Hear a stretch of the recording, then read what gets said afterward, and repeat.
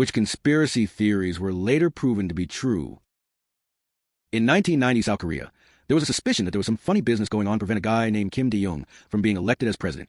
Basically, he was a left-leaning politician who favored a more reconciliatory tone towards North Korea. South Koreans in charge obviously didn't like that. But surprisingly to some, neither did the North Koreans in charge. To legitimize their power, North Korea needed a South Korean enemy to fight against. Kim Dae-jung's friendlier approach would threaten that. So South Korean and North Korean officials cooked up a scheme. They met secretly in China, where South Korea gave money to North Korea to create border disruptions whenever Kim Dae-jung got too popular during election campaigns. This became so routine that South Korean citizens nicknamed it the North Wind.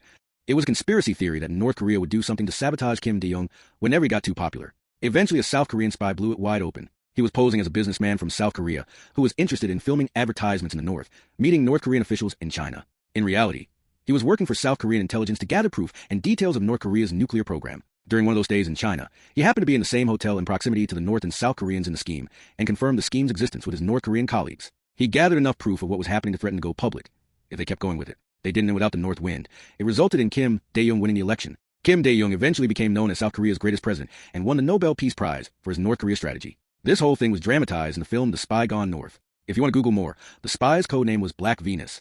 None of this was publicly known until around the 2000s to 2010s, when the people involved were convicted.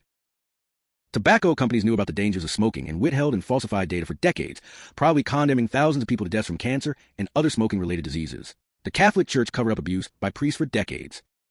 That time, the United States military conducted secret chemical testing on unsuspecting residents of a predominantly black and low-income housing complex in St. Louis.